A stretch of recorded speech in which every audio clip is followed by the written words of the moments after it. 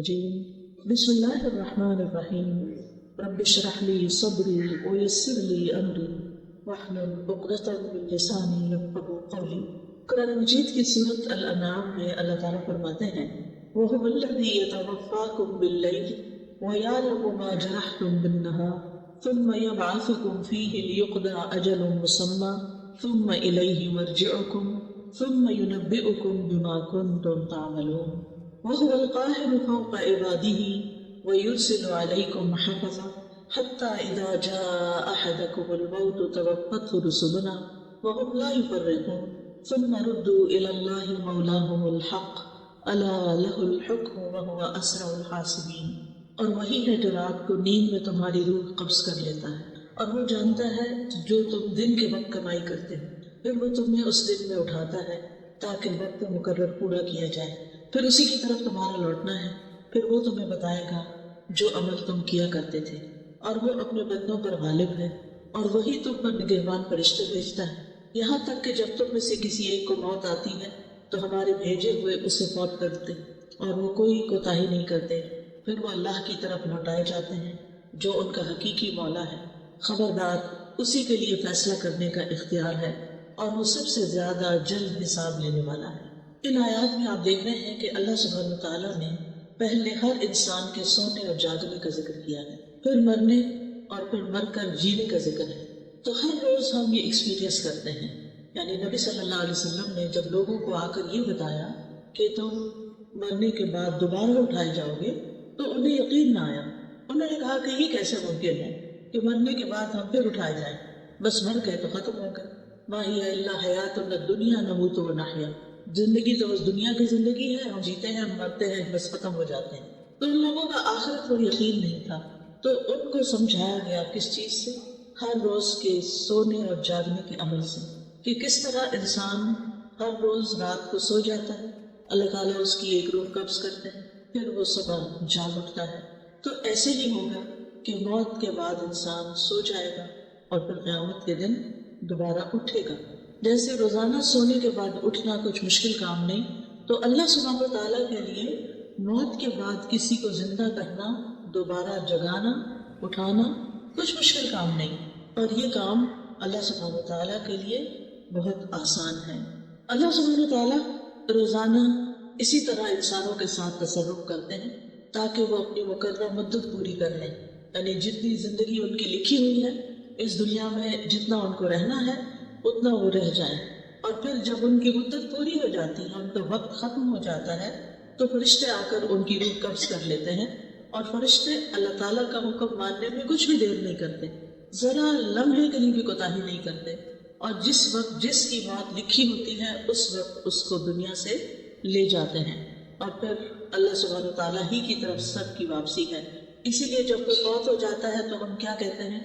انا للہ وَإِنَّا إِلَيْهِ رَاجِعُونَ، کہ بے شک ہم بھی اللہ کے لیے ہیں اور ہم اسی کی طرف واپس جانے والے ہیں، ہم بھی لوٹ کے جانے والے ہیں، ہم بھی پلٹنے والے ہیں، جہاں سے آئے ہیں وہی واپس جائیں گے، اور یہ واپسی یقینی ہے۔ تو یہاں پر جو آیت میں لفظ آیا ہے وَهُوَ الَّذِي يَتَوَفَّاكُم بِاللَّيْلِ، وہ جو تمہیں رات کے وقت فوت کر دیتا ہے۔ توفی کا مطلب ہوتا ہے کسی چیز کو پورا لے لینا، تو حقیقت میں اس کا اطلاق موت پر ہوتا ہے، لیکن مجازی معنوں میں نیند کے لیے بھی، کیونکہ نیند جو ہے وہ موت کی بہن ہے، نیند موت سے ملتی جلتی چیز ہے۔ تو اللہ سبحانہ تعالیٰ رات کو نیند کی حالت میں تمہاری جانوں کو لے لیتا ہے، یعنی انسان کے اندر سے ایک روح نکل جاتی ہے۔ اسی لیے آپ دیکھیے کہ بعض اوقات جو خواب ہم دیکھتے ہیں اس میں ہم کسی دوسرے ملک میں ہوتے ہیں، مرے ہوئے انسانوں سے ملاقات کر رہے ہوتے ہیں، بعض اوقات کوئی ہمیں میسج دے رہا ہوتا ہے جو مر چکا ہوتا ہے۔ آج ہی صبح ایک خاتون نے مجھے میسج کیا کہ میرے داماد کی ایکسیڈنٹ میں ڈیتھ ہوئی ہے، اور وہ 4 دفعہ مجھے خواب میں آ کے ایک ہی بات کہتا ہے، اور جب وہ بات کہہ دیتا ہے تو اس کے بعد یا خوف سے میری آنکھ کھل جاتی ہے۔ تو آپ بتائیں کہ اس کا ہم کریں کیا؟ تو میں نے کہا کہ پہلے آپ مجھے یہ بتائیں وہ کیا کہتا ہے۔ کہتے ہیں وہ کہتا ہے کہ آپ میری امی سے جا کے کہیں کہ میرے ساتھ ایسا سلوک نہ کریں، میں ان کا بیٹا ہوں، میں انہی کا بیٹا ہوں، اور وہ میرے ساتھ ایسے نہیں کریں۔ اب کیسے نہیں کریں؟ تو میں نے کہا کہ اس سے تو یہی اشارہ ملتا ہے کہ ماں کسی بات پر اس سے خفا تھی جب وہ فوت ہوا ہے، ناراض تھی اور شاید اس ناراضگی کا کچھ اثر ابھی تک دل میں باقی ہے۔ تو ظاہر ہے کہ اگر کوئی شخص فوت ہو جاتا ہے اور اس کی ماں اس سے ناراض ہے تو پھر خیر ہے، پھر کچھ نہ کچھ آگے اس کی پکڑ ہے، کتنی وہ تو اللہ بہتر جانتا ہے۔ لہٰذا دنیا میں انسانوں کے ساتھ ہمیں اپنے معاملات صاف کر لینے چاہیے۔ ہمیں نہیں پتا کہ ہماری موت کب آ جائے گی، ہم کب دنیا سے چلے جائیں گے، اور اس بات سے تو بہت ڈرنا چاہیے کہ ہماری وجہ سے ہماری ماں روئے، ہمارے کسی سلوک پر، ہمارے کسی رویے پر، ہمارے کسی طریقے پر، ہمارے کسی عادت پر، تو ماں کو رلانا نہیں چاہیے۔ ایک مرتبہ نبی صلی اللہ علیہ وسلم کے پاس ایک شخص آیا اور کہنے لگا کہ میں آپ کے ساتھ ہجرت اور جہاد کرنا چاہتا ہوں۔ آپ نے پوچھا تم نے اپنے ماں باپ کو کس حال میں چھوڑا؟ تو وہ بولا کہ وہ رو رہے تھے، کیونکہ میں ایک ہی تھا ان کی خدمت کرنے کے لیے، تو وہ رو رہے تھے۔ آپ نے فرمایا تم واپس جاؤ، فَفِيهِمَا فَجَاهِدْ، انہی میں جا کے جہاد کرو، انہیں ان کی خدمت کرو، اور جس طرح تم انہیں رلا کے آئے ہو ایسے ہی جا کر تم انہیں ہنساؤ۔ تو ہم میں سے ہر ایک کا یہ فرض بنتا ہے کہ وہ اپنے ماں باپ کے ساتھ حسن سلوک کرے اور ماں باپ کو خوش رکھے۔ اگر کسی بات پر ماں باپ کے ساتھ اختلاف بھی ہو تو بھی اس اختلاف کو جلد ختم کر لینا چاہیے۔ بعض اوقات ماں باپ ایسی باتیں کہتے ہیں جو ہمیں پسند نہیں ہوتی، یا ایسی بات کہتے ہیں جو ہمارے لیے ماننی بہت مشکل ہوتی ہے، لیکن پھر بھی اس میں آپس میں بات چیت کر کے کوئی نہ کوئی اس کا حل، کوئی نہ کوئی اس کا راستہ ضرور نکالنا چاہیے۔ اور اس حال میں موت ہرگز نہیں آنی چاہیے کہ ماں باپ ناراض ہوں، وہ دونوں یا کوئی ایک۔ اور اگر ہم نے نادانی میں ایسا کچھ کر لیا ہے، ہم نے اپنی زندگی میں کوئی ایسے کام کیے کہ جس سے وہ خوش نہیں تھے اور وہ دنیا سے جا چکے ہیں، تو ان کے پیچھے ان کے لیے خوب خوب دعائیں کریں، ان کی بخشش کی دعائیں کریں، ان کی طرف سے صدقہ خیرات کریں، ان کے رشتہ داروں سے حسن سلوک کریں، کیونکہ والدین کے مرنے کے بعد جو ان سے حسن سلوک ہوتا ہے اس کا ایک حصہ یہ ہے کہ زندگی میں وہ جن لوگوں سے محبت کرتے تھے، جن لوگوں کا وہ خیال رکھتے تھے، ان کا خیال رکھا جائے، یعنی ان سے محبت کی جائے، ان کو پوچھا جائے۔ بعض اوقات تو اپنے بہن بھائیوں کو، رشتہ داروں کو جو مالی لحاظ سے کمزور ہے، ان کی کچھ مال سے مدد کرتے تھے، اور اگر اللہ ہمیں توفیق دے تو اپنے والدین کے ان رشتہ داروں کی مالی مدد جاری رکھنی چاہیے۔ اسی طرح اگر وہ کسی خاص موقع پر کوئی صدقہ خیرات کرتے تھے تو وہ صدقہ خیرات ان کی طرف سے جاری رہنا چاہیے جب تک ہم زندہ ہیں۔ پھر ہمارے بعد ہماری اولاد تو جو بھی کرے گی، لیکن ہم اپنے والدین کی لیگیسی کو آگے لے کے بڑھنے والے ہیں۔ حضرت عمر رضی اللہ عنہ کے ایک بیٹے تھے عبداللہ بن عمر، جو نبی صلی اللہ علیہ وسلم کی ہر معاملے میں بہت اتباع کیا کرتے تھے، بہت پیروی کرتے تھے۔ تو ایک بار وہ حج پہ جا رہے تھے، ان کا طریقہ یہ تھا کہ جب حج پہ جاتے تھے تو اونٹ کے ساتھ ساتھ اپنا گدھا بھی رکھتے تھے۔ آپ کو معلوم ہے کہ اونٹ کی سواری تھکا دینے والی ہوتی ہے، اور جب وہ اونٹ پر بیٹھے بیٹھے تھک جاتے تھے تو پھر گدھے کو سواری کے لیے استعمال کرتے تھے۔ اور راستے میں چونکہ مٹی گرد بہت ہوتی تھی تو وہ اپنے سر پہ پگڑی پہنتے تھے۔ اب وہ جا رہے تھے تو راستے میں ایک بدو ملا، تو اس سے ملاقات کی، تو پتہ چلا کہ یہ حضرت عمر کے دوست کا بیٹا ہے۔ تو انہوں نے اپنا گدھا بھی اور اپنی پگڑی دونوں ان کو دے دی۔ تو حضرت عبداللہ بن عمر کے ساتھی کہنے لگے کہ آپ نے تو دونوں چیزیں اس کے حوالے کر دی، آپ کا سفر کیسے گزرے گا؟ تو کہنے لگے کہ یہ میرے والد عمر کے دوست کا بیٹا تھا، تو مجھے خیال آیا کہ میں اس کے ساتھ حسن سلوک کروں، کیونکہ اس کا باپ میرے باپ کا دوست تھا۔ تو ہمارا دین کہاں تک ہمیں خیر خواہی اور خیال رکھنے اور رشتوں کو نبھانے اور تعلقات کو نبھانے کا حکم دیتا ہے۔ اور یہ صحابہ کرام تھے جن کے دلوں میں دنیا کی محبت نہیں تھی، اپنے لیے کمی کچھ بچا کے رکھتے تھے، دینے والے تھے۔ اور عربوں کے دل تو ویسے بھی بڑے وسیع ہوتے ہیں، اور ایک قدرتی بھی ان کے اندر دینے کا مزاج پایا جاتا ہے، لیکن اسلام نے آ کر اس دینے کے مزاج کو اور خوبصورت بنا دیا اور اللہ کی خاطر کرنے والا بنا دیا، جس کا پھر اجر ہی اجر ہے۔ تو بات میں یہ کر رہی تھی کہ بعض اوقات نیند کے وقت انسان خواب میں ایسی ایسی جگہوں پر پہنچ جاتا ہے، حالانکہ فزیکلی وہ بستر پر ہوتا ہے، تو وہ دراصل اس کی روح ہوتی ہے، اور وہ روح سے ملاقات کر سکتی ہے، یعنی گھوم پھر کے، اور پچھلے بہت شدہ لوگوں سے یا زندہ لوگوں سے یا کچھ بھی۔ تو یہ اللہ تعالیٰ کا ایک ایسا نظام ہے، اللہ تعالیٰ کی قدرت کا ایک ایسا مظہر ہے جسے ہم سب ایکسپیرینس کرتے ہیں، اور اس سے پتہ چلتا ہے کہ اللہ سبحانہ تعالیٰ وہ کام کرتا ہے جو بندے نہیں کر سکتے۔ یعنی اللہ تعالیٰ اگر روح لے جائے اور واپس نہ کرے تو کوئی بندہ اس روح کو ڈال نہیں سکتا، اور اگر اللہ تعالیٰ کسی کو بچانا چاہے تو کوئی کسی کو مار نہیں سکتا، وہ اس کی حفاظت کے لیے کوئی بھی رستہ نکال دے گا۔ لہٰذا ہماری زندگیوں میں بہت سی ایسی چیزیں ہو جاتی ہیں جن کے بعد ایک سوالیہ نشان رہ جاتا ہے کہ ایسا کیوں ہے؟ تو بات یہ ہے کہ یہ تقدیر کا ایک حصہ تھا، اللہ کا فیصلہ تھا جو پورا ہو گیا۔ اس کے پیچھے کیا حکمت تھی، کیا بہتری تھی، بعض اوقات ہمیں سمجھ میں نہیں آتا، لیکن اللہ سبحانہ تعالیٰ ہر چیز کا علم رکھتا ہے۔ قد احاط اللہ بکل شیء علما، اللہ تعالیٰ نے اپنے علم کے ساتھ ہر چیز کا احاطہ کر رکھا ہے، ماضی، حال، مستقبل سب جانتا ہے، کس انسان کے فائدے میں کیا چیز ہے اور نقصان میں کیا چیز ہے، کس کی موت جلدی آنی چاہیے اور کس کی موت تاخیر سے ہونی چاہیے، اس کا علم اللہ تعالیٰ کو زیادہ ہے۔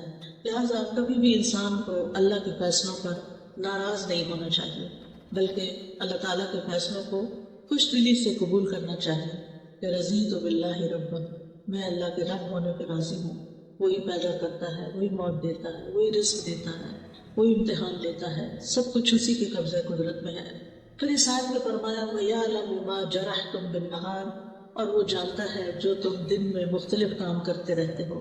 جرح کا لفظی مطلب ہوتا ہے زندہ چیز کی جلد، اسکن جو ہوتی ہے، اور چمڑے کو کسی تیز دھار چیز کے ساتھ پھاڑ دینا، جیسے چھری، تلوار، ناخن، کچلی والے دان، ان کے ذریعے اسکن کو کاٹنا جرح کہلاتا ہے۔ اسی لیے زخم کے لیے لفظ جرح استعمال ہوتا ہے، اور زخمی کو مجروح کہتے ہیں، اردو میں بھی یہ لفظ استعمال ہوتا ہے مجروح۔ تو یہاں مراد اس سے ما جرحتم کا مطلب یہ نہیں کہ جو تم چیرتے پھاڑتے ہو، بلکہ مطلب یہ ہے کہ جو کام تم اپنے ہاتھ سے یا زبان سے کرتے جاتے ہو، یعنی بعض اوقات انسان کے ہاتھ بھی دوسروں کو تکلیف دیتے ہیں، اور بعض اوقات زبان تو مجروح زخمی کر ہی دیتی ہے دوسروں کو، یعنی جس قسم کے بھی تم کام کرتے ہو وہ سارے اللہ کے علم میں ہے۔ ثم یبعثکم فیہ لیقضی اجل مسمى، پھر وہ تمہیں نیند کی حالت میں فوت کرنے کے بعد دن میں اس نیند سے جگا دیتا ہے، تاکہ ہر شخص اپنی وہ عمر پوری کر لے جو اللہ کے علم میں اس کے لیے مقرر کی گئی ہے، اس دنیا میں اس کے لیے مقدر کی گئی ہے۔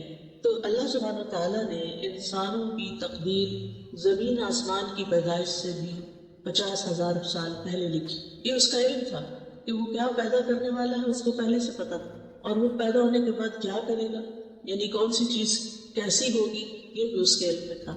ایک پتا بھی گرتا ہے تو وہ اللہ کے علم میں ہوتا ہے۔ تو بعض اوقات میں جب کسی درخت کو دیکھتی ہوں تو حیران ہو جاتی ہوں کہ اس کے پتوں کا ہم احاطہ نہیں کر سکتے صرف ایک درخت کے، یعنی کچھ درخت اتنے گھنے ہوتے ہیں جیسے بیری کا درخت ہے یا اور بھی کئی درخت ہوتے ہیں، ٹالی وغیرہ ہوتی ہے، کہ اگر ہم ان کو گننا چاہیں تو ہمارے دل لگ جائیں گے ان کو، اور پھر بھی شاید غلطی کر رہے ہیں، اور یہ سارے جھڑتے ہیں اور پھر زمین میں گل مل جاتے ہیں، پھر نئے پتے آ جاتے ہیں، تو سال ہر سال تک یہی کچھ ہوتا ہے۔ یہ سب کچھ اللہ کو پہلے سے پتا تھا کہ یہ درخت فلاں جگہ لگے گا اور اس پر ہر سال اتنے پتے آئیں گے، اس درخت کی عمر اتنے سال، ہمیں نہیں پتا ہوتا کب یہ درخت جل جائے، ختم ہو جائے، لیکن اللہ کو پتا ہے۔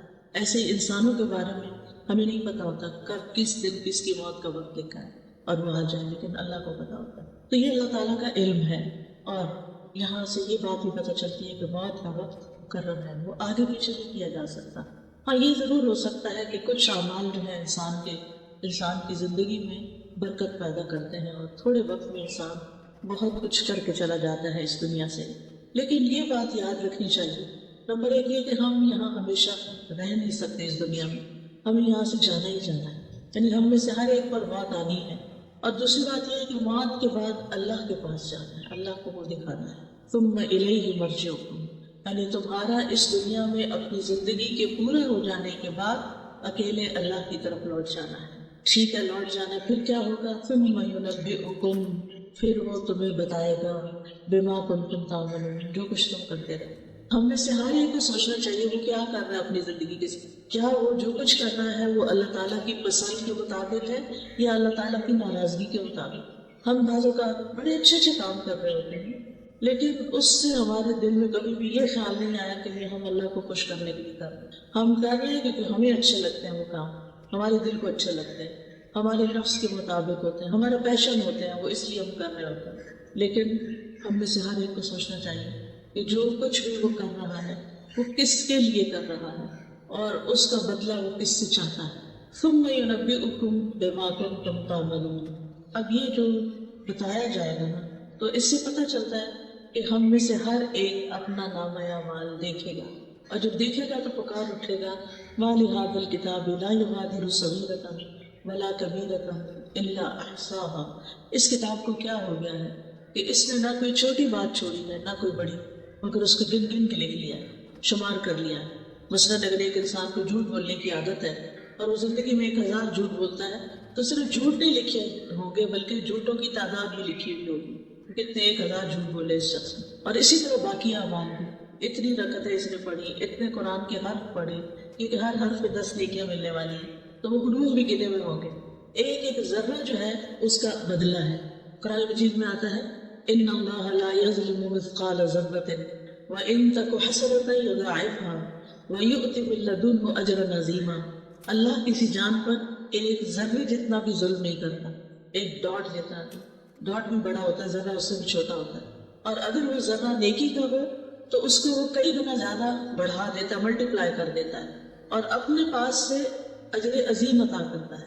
یہ ہے ہمارا رب اللہ الرحمن کہ جو ہماری نیکیوں کی اس قدر قدردانی کرتا ہے کہ بڑے اعمال تو اپنی جگہ لے کے چھوٹا سا عمل بھی وہ قبول کرتا ہے، وہ چھوٹے سے عمل سے بھی راضی ہو جاتا ہے. اور اگر خلوص کا ذرے جتنا عمل بھی ہو تو اس کو بھی اللہ سبحانہ وتعالیٰ بہترین اجر سے نوازے گا. وَيُؤْتِ مِن لَدُنْهُ أَجْرًا عَظِيمًا. یعنی اللہ کے پاس تو بہت کچھ ہے، اس کے خزانے تو بہت وسیع ہیں، لہٰذا وہ اپنے پاس سے انسان کو اجر عظیم عطا کرے گا. یہ اللہ کا فضل ہے، یہ اللہ کی رحمت ہے.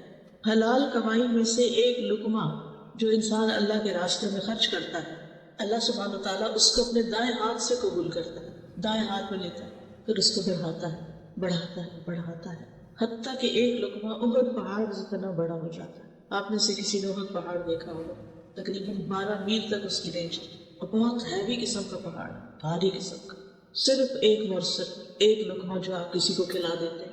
بس شرط یہ ہے کہ اللہ کی خاطر کھلائیں، اور شرط یہ ہے کہ حلال کمائی میں سے بھی، کیونکہ ان اللہ طیب لا يقبل الا الطیب. اللہ تعالیٰ پاک ہے اور وہ پاک چیز کے علاوہ قبول ہی نہیں کرتا. یعنی حرام مال کو وہ قبول نہیں کرتا، مشکوک مال کو وہ قبول نہیں کرتا، پاکیزہ مال ہی کو قبول کرتا ہے جو انسان محنت سے کماتا ہے اور پھر محنت سے اپنے دل لگا کے اس کو خرچ کرتا ہے، اپنے دل کی خوشی سے اس کو آگے دیتا ہے. اور پھر صحیفوں میں تو ایک ایک چیز لکھی ہوئی ہے جسے کوئی مٹا نہیں سکتا، اور ہر چھوٹی بڑی بات، کلو کبیر و صغیر مستفر، اور چھوٹی سے چھوٹی چیز اور بڑی سے بڑی چیز سطروں میں لکھی ہوئی. مستفر، سطر کہتے ہیں لائن، یعنی تحریر شدہ ہے، ریکارڈڈ ہے، لکھی ہوئی ہے. اللہ تعالیٰ فرماتے ہیں سورۃ المجادلہ میں احصاہ اللہ ونسوہ، اللہ نے انہیں گن گن کر رکھا ہے جبکہ وہ اسے بھول چکے. انسان اپنے اعمال کر کے بھول جاتا ہے، زبان سے باتیں نکال کے بھول جاتا ہے، اپنے رویوں کو فراموش کر دیتا ہے، لیکن اللہ سبحانہ تعالیٰ اس کو نہیں بھولتا. وَهُوَ الْقَاهِرُ فَوْقَ عِبَادِهِ، اور وہ اپنے بندوں کے اوپر غالب ہے، قاہر ہے. امام راضی کہتے ہیں اس قہر کے کئی معنی ہیں. ایک معنی ہے کہ اللہ تعالیٰ اس طرح غالب ہے کہ ایک چیز کو عدم سے وجود میں لے آتا ہے، یعنی he makes something out of nothing. تو عدم سے وجود میں لانے والا صرف وہ ہے. ہم انسان جو کچھ بناتے ہیں وہ اللہ کے بنائے ہوئے چیزوں کو مولڈ کرتے رہتے ہیں، اسی کو ڈھالتے ہیں، مختلف شکلوں میں ان کو بنا لیتے ہیں، اپنے پاس سے کچھ نہیں کر سکتے کہ کوئی چیز سرے سے ہے ہی نہیں اور ہم اس کو ایجاد کر لیں. دوسرا یہ ہے کہ جو چیزیں موجود ہیں ان کو وہ فنا کرنے پر بھی غالب ہے، یعنی نہیں تو بنانے پہ قادر ہے، اور ہے تو اس کو ملیمیٹ کرنے پر بھی قادر ہے. اور پھر تیسری چیز یہ ہے کہ متضاد چیزوں کو پیدا کرتا ہے، یعنی رات اور دن اور اسی طرح بہت ساری چیزیں. اور چوتھی بات یہ ہے کہ وہ اپنے فیصلوں کو نافذ کرنے پہ قادر ہے، یعنی جو اس نے ڈیسائیڈ کیا ہو وہ اس کو کر لیتا ہے. انما امرہ اذا اراد شیئا ان یقول له کن فیکون. اس کو صرف کن کہنے کی ضرورت ہوتی ہے. 4 چیزیں تو اس نے اپنے ہاتھ سے بنایا، باقی سب کن کہہ کے بنایا. وہ 4 چیزیں کون سی؟ قلم، آدم علیہ السلام، جنت عدن اور عرش الہی، اور باقی چیزیں کن کہتی. ان 4 چیزوں کو اللہ نے بڑی عزت بخشی.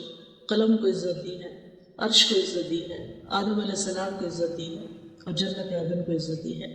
پھر فرمایا وَيُرْسِلُ عَلَيْكُمْ حَفَظًا، وہ تم پر نگران بھیجتا ہے، یعنی فرشتے۔ حفاظت کے فرشتوں کی دو قسمیں ہیں، ایک وہ ہیں جو ہمارے جسم کی حفاظت پر مامور ہیں، بدن کی حفاظت کرتے ہیں اور اس کو گھیرے ہوئے ہوتے ہیں، اس سے شیطان کی تکلیفوں کو دور کرتے ہیں۔ سورۃ الرعد میں آتا ہے لَهُ مُعَقِّبَاتٌ مِّن بَيْنِ يَدَيْهِ وَمِن خَلْفِهِ يَحْفَظُونَهُ مِنْ أَمْرِ اللَّهِ، اس کے لیے اس کے سامنے سے اور اس کے پیچھے سے پہرے دار مقرر ہیں جو اللہ کے حکم سے اس کی حفاظت کرتے ہیں۔ يَحْفَظُونَهُ مِنْ أَمْرِ اللَّهِ، یعنی من امر اللہ سے مراد بِأَمْرِ اللَّهِ، اللہ کے حکم کے ساتھ۔ دوسرے وہ فرشتے ہیں جو انسان کے اعمال کی حفاظت پر مامور ہیں، یعنی جو ایک ایک حرکت اور ایک ایک کام پر نگاہ رکھتے ہیں اور ہر ایکشن، ہر چیز کا پورا ریکارڈ مینٹین کر رہے ہیں۔ جیسے کہ اللہ تعالیٰ فرماتے ہیں ام یحسبون انا لا نسمع سرهم ونجواهم بلا ورسلنا لدیہم یکتبون، کیا وہ سمجھتے ہیں کہ ہم ان کے راز اور ان کی سرگوشیاں نہیں سنتے؟ یعنی یہ جو چھپ چھپ کے باتیں کرتے ہیں ہمیں نہیں پتا؟ کیوں نہیں؟ ہمارے بھیجے ہوئے فرشتے ان کے پاس ہی لکھتے رہتے ہیں۔ ہم سمجھتے کوئی نہیں سن رہا، دائیں دیکھتے ہیں بائیں دیکھتے ہیں اوپر نیچے دیکھتے، کوئی نہیں اب بات کر لو، نہیں، فرشتے تو کہیں نہیں جاتے، وہ تو ادھر بیٹھے ہوئے۔ آپ شروع کرتے ہیں لکھ کے یا بول کے یا وسپر کر کے، وہ ساتھ ہی لکھنا شروع کر دیتے ہیں اور ریکارڈ کر لیتے ہیں۔ لہٰذا انسان کہیں بھی محفوظ نہیں ہے کہ وہ کہیں چھپ جائے یا اللہ سے بھاگ جائے۔ بھاگ کے دکھائے نہیں بھاگ سکتے، جانا تو اسی کے پاس ہے۔ کوئی موت سے نہیں بھاگ سکتا، کوئی اللہ تعالیٰ کے حضور حاضر ہونے سے نہیں بھاگ سکتا۔ جو بھاگے گا اس کو پکڑ کر اللہ کے حضور حاضر کر دیا جائے گا۔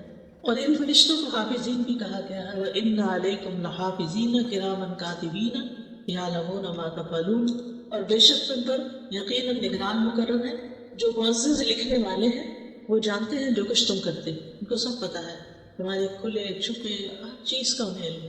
اب سوال یہ پیدا ہوتا ہے کہ اللہ تعالیٰ نے فرشتوں کے ذریعے نامہ اعمال کیوں لکھوایا ہے؟ یعنی اللہ تعالیٰ کو اگر خود ہی پتہ ہے تو پھر فرشتوں سے کیوں لکھوایا ہے؟ اس میں بندوں کے لیے شفقت اور نرمی، کیونکہ جب ان کو پتہ ہوگا کہ اللہ تعالیٰ خود نگرانی کر رہا ہے اور پھر یہ کہ فرشتے بھی لکھ رہے ہیں اور ان کا نامہ اعمال تیار کر رہے ہیں، اور یہ نامہ اعمال قیامت کے دن سب لوگوں کے سامنے انہیں پیش کیا جائے گا، یا دائیں ہاتھ میں دیا جائے گا یا بائیں ہاتھ میں دیا جائے گا، تو یہ اللہ تعالیٰ کی مہربانی ہے کہ پہلے سے ہی بتا دیا گیا ہے، اور اس طرح وہ اپنے اس نامہ اعمال کی حفاظت کرتے ہیں کہ یہ سب کے سامنے آ جائے گا تو اس کی بہت سخت شرمندگی ہوگی۔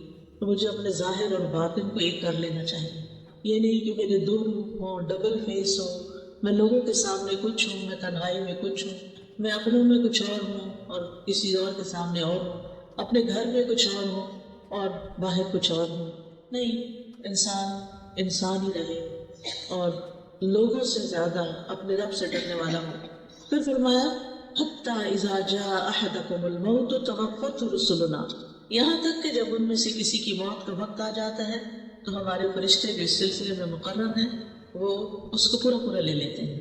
یعنی یہ جو کرامن کاتبین ہیں یہ زندگی کی مدت ختم ہونے تک بس حفاظت کرتے ہیں، اور جب مدت ختم ہو جاتی ہے تو دوسرے فرشتے آ جاتے ہیں، ڈیوٹی چینج ہو جاتی ہے، یہ فرشتے چلے جاتے ہیں ہمیشہ کے لیے واپس، اور وہ فرشتے آتے ہیں جنہیں انسان کو فوت کرنے کا کام دیا گیا، وہ فوراً حاضر ہو جاتے ہیں، اور ایک کا سردار ملک الموت کہلاتا ہے۔ جب موت کا وقت آتا ہے تو فرشتے دور تک خد نگاہ اور نظر آنے لگتے ہیں انسان۔ آپ نے دیکھا ہوگا کہ کئی مریض یہ بھی کہتے ہیں کہ بہت لوگ آ گئے ہیں، جگہ بناؤ، کھڑکی کھول دو، دروازہ کھول دو، پیچھے ہٹ جاؤ، جگہ بناؤ، یہ اکثر سننے کو ملتا ہے، یعنی مرنے والا اس طرح کی باتیں کر رہا ہوتا ہے۔ تو مومن کی روح جب فرشتے لینے آتے ہیں تو خد نگاہ تک فرشتے، اور وہ نورانی چہروں والے ہوتے ہیں، خوبصورت فرشتے ہوتے ہیں، جس کی وجہ سے میت کو ایک اطمینان ہو جاتا ہے۔ پھر ملک الموت آتے ہیں اور وہ فرشتوں کے سردار ہیں جو موت کا کام کرتے ہیں، اور وہ اس کے سرانے کے پاس بیٹھ جاتے ہیں اور کہتے ہیں یا ایتھا النفس المطمئنہ ارجعی الی ربک راضیۃ مرضیہ فادخلی فی عبادی وادخلی جنتی ایھا الروح الطیب اخرجی من جسد طیب، اے پاک روح، پاکیزہ جسم سے باہر آ جاؤ۔ اور وہ روح ان کے کہنے پر ایسے باہر آ جاتی ہے جیسے پانی کا قطرہ کسی بوتل میں سے باہر نکل جائے، آسانی کے ساتھ، کیونکہ اس کو رب کی ملاقات کی بشارت مل چکی ہوتی ہے کہ رب راضی ہے تم سے، تو وہ خوش ہو جاتی ہے کہ اب آگے مشکل نہیں ہے، اب جانا چاہیے۔ پھر اس کو دنیا سے زیادہ آخرت کی محبت لگ جاتی ہے۔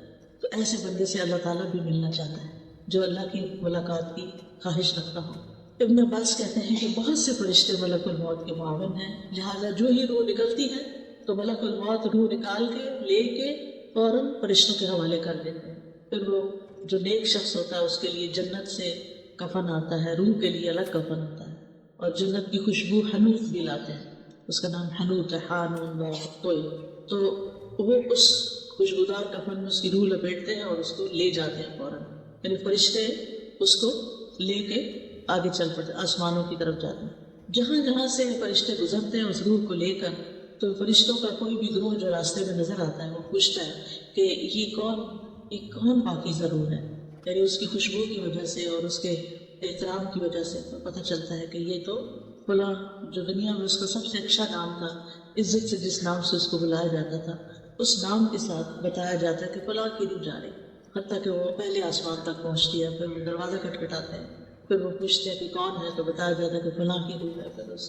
دروازہ کھول دیا جاتا ہے، اور کرتے کرتے اس طرح 7ویں آسمان پہ پہنچ جاتی ہے، علیین، اعلیٰ علیین میں پہنچ جاتی ہے۔ تو بہرحال دنیا میں جسم کو نہلایا دلایا جاتا ہے اور پھر قبر میں لٹایا جاتا ہے، اور پھر اس کی روح واپس آتی ہے اس کے جسم میں، اور پھر حساب کتاب ہوتا ہے۔ وَهُمْ لَا يُفَرِّطُونَ، اور وہ روح نکالنے میں کوئی کمی نہیں کرتے، یعنی وقت مقررہ سے پہلے نہیں جاتے اور موت کا وقت پورا ہونے کے بعد تاخیر نہیں کرتے، یعنی اپنی ڈیوٹی پرفیکٹلی انجام دیتے ہیں، کوئی کوتاہی نہیں کرنا، نہ پہلے جاتے نہ لیٹ جاتے، عین ٹائم پر۔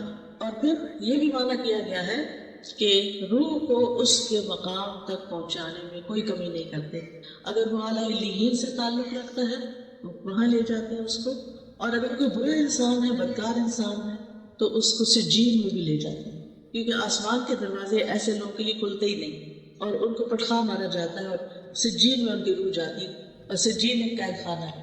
سجین کے بارے میں عام طور پر لوگوں کے اندر غلط فہمی پائی جاتی ہے۔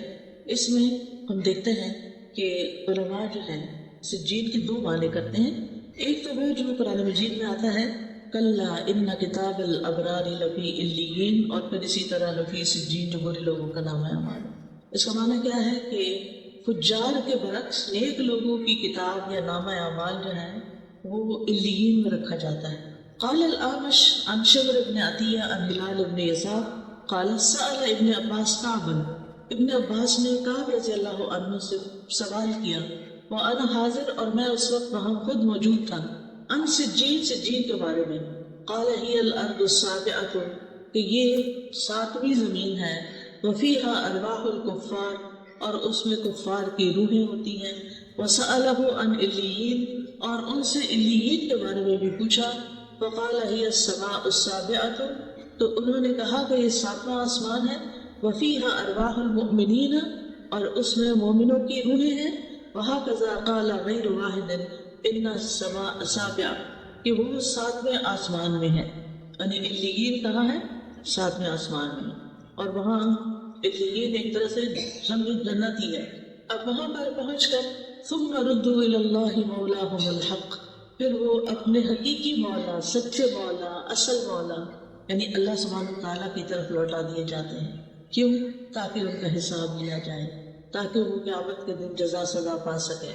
مولا جو ہے اس کا معنی ہوتا ہے جو لوگوں کے سارے امور اور معاملات کا ذمہ دار ہوتا ہے، یعنی جو گھر والوں کو ان کے کاموں میں اسسٹ کر رہا ہوتا ہے۔ تو حقیقی مولا جو ہے وہ اللہ سبحانہ وتعالیٰ ہی ہے۔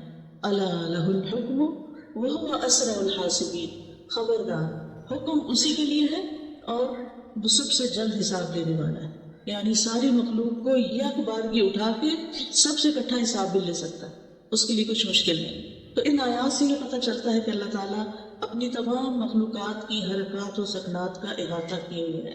پھر یہ کہ سونا اور جاگنا اللہ کی بنائی ہوئی آخرت کی یاد دلاتا ہے، اور یہ یاد آنی چاہیے۔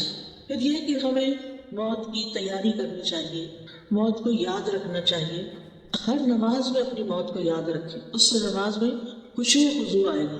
پھر موت کی حقیقت پہچاننے کے لیے دوسری مصیبتیں ہلکی ہو جاتی ہیں، اور کسی کی موت کی خبر سن کے اپنی موت کے بارے میں ضرور سوچیں، یہ نہ سوچیں کہ ہمارا جس سے تعلق ہو نہیں ہو تو دوسرا خاندان ہے اور اس کو کووڈ-19 کی ویکسین سوٹ نہیں کی، لہٰذا اس پر تو یہ مسئلہ ہو گیا، ایسا فوت ہو گیا تو ہماری تو بھی نہیں بانی۔ نہیں، کسی کو نہیں پتا کون لائن کے کس نمبر پر ہے۔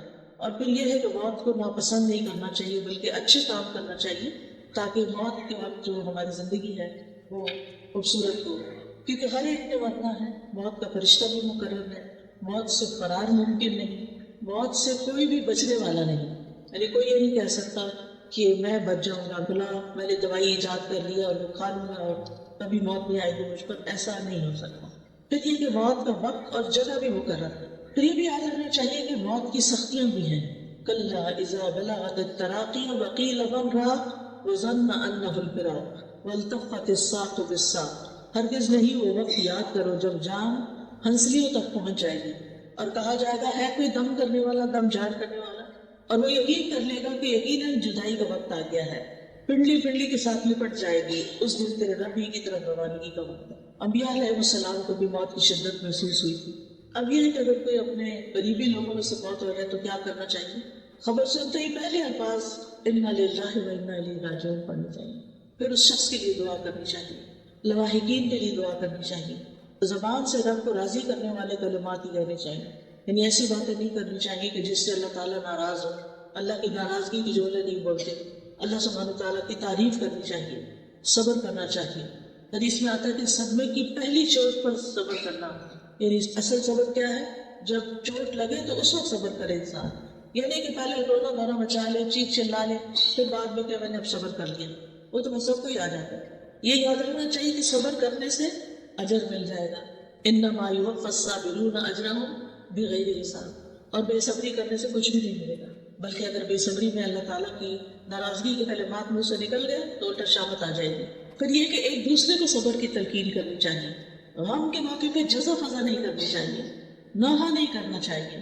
پھر میت کے پاس خیر والے کلمات بولے، اس کی خوبیوں کا ذکر کریں، اس کی اچھی صفات کا ذکر کریں، کیونکہ وہ اس کے حق میں لکھے جاتے ہیں. اور اگر اس کے بارے میں بری باتیں کی جائیں تو وہ بھی لکھی جاتی ہیں جن پر اس کو سزا ہو سکتی ہے. پھر جلد کفنانے دفنانے کا انتظام کرنا چاہیے. میت کے اوپر اگر قرض ہو پہلے اس کا قرض ادا کر دیا جائے. پھر قریبی رشتہ داروں کو میت کا غسل دینا چاہیے، بیری کے پانی سے. سفید اور اچھا کفن پہنانا چاہیے، ریشمی نہیں، کاٹن کا ہو. پھر جو میت کو کفن پہنائے اللہ سبحانہ تعالیٰ اسے قیامت کے دن سندس کا لباس پہنائے. جو خرچہ کرے گا وہ پہنائے گا اپنی طرف سے. پھر یہ کہ عورتوں کو جنازے کے ساتھ نہیں جانا چاہیے. پھر دفنانے کے بعد رک کے میت کی بخشش کی دعا کرنی چاہیے. اور رشتہ داروں کو تو بعد میں ہر روز خود اپنے نمازوں کے بعد دعا کر لینی چاہیے، کیونکہ میت کو سب سے زیادہ بخشش کی دعا چاہیے ہوتی ہے. حدیث میں آتا ہے نبی صلی اللہ علیہ وسلم جب میت کو دفن کر کے فارغ ہو جاتے تو اس کی قبر پر رکتے اور فرماتے اپنے بھائی کے لیے استغفار کرو. پھر اولاد کی دعا جو ہے وہ والد کے حق میں قبول ہوتی ہے. اولاد کی دعا میت کی یعنی اپنے والدین کی درجات کی بلندی کا باعث بھی ہوتی ہے. 3 اعمال کے علاوہ باقی اعمال کے سلسلے ختم ہو جاتے ہیں. صدقہ جاریہ، یا وہ علم جس سے نفع اٹھایا جا رہا ہے، یا وہ نیک اولاد جو اس کے لیے پیچھے سے دعائیں کرے، بس. پھر خیر کا کوئی کام بھی اس کی طرف سے کیا جائے گا تو اس کو ثواب ملے گا انشاءاللہ. پھر میت کی طرف سے صدقہ بھی کرنا چاہیے. اس میں حضرت عائشہ سے روایت ہے کہ ایک آدمی نے پوچھا کہ میری ماں صدقہ کرنا بہت پسند کرتی تھی، اگر میں اس کی طرف سے کروں تو کیا مجھے فائدہ ہوگا؟ تو آپ نے فرمایا ہاں. ابن عباس کہتے ہیں کہ سعد بن عبادہ کی والدہ ان کی غیر موجودگی میں فوت ہو گئی. انہوں نے عرض کیا اللہ کے رسول صلی اللہ علیہ وسلم میری والدہ فوت ہو گئی اور میں موجود نہیں تھا، کیا ان کی طرف سے میرا صدقہ کرنا ان کو فائدہ دے گا؟ آپ نے فرمایا ہاں. تو سعد نے کہا میں آپ کو گواہ بناتا ہوں کہ میرا پھلدار باغ ان کی طرف سے صدقہ ہے. پھر میت کے چھوٹے ہوئے روزے رکھنے چاہیے جو ان کے وارثین وغیرہ ہوں. پھر میت کی طرف سے ہوں گے تو حج بھی کیا جائے. اور پھر یہ کہ دعا میں اللہ تعالیٰ نے بہت وعدہ رکھا ہے، دعائیں خوب کرنی چاہیے آخرت کی کامیابی کے لیے، امتحان میں ثابت قدمی کے لیے. کیونکہ انسان جیسے دنیا میں بھی نروس ہو جاتا ہے نا امتحان، تو آخرت کا امتحان تو اس سے بھی سخت ہے. تو اللہ تعالیٰ ان لوگوں کو ثابت قدمی عطا فرمائے گا جو نیک باتوں کے ساتھ اس دنیا میں ثابت قدم رہتے ہیں. یثبت اللہ الذین آمنوا بالقول الثابت فی الحیات الدنیا وفی الآخرہ. تو اللہ تعالیٰ سے دعا ہے کہ وہ ہمیں ہدایت کے راستے پر ثابت قدمی عطا فرمائے تاکہ جب ہم اس سے ملے تو وہ ہم سے راضی ہو جائیں. وآخر دعوانا ان الحمد للہ رب العالمین.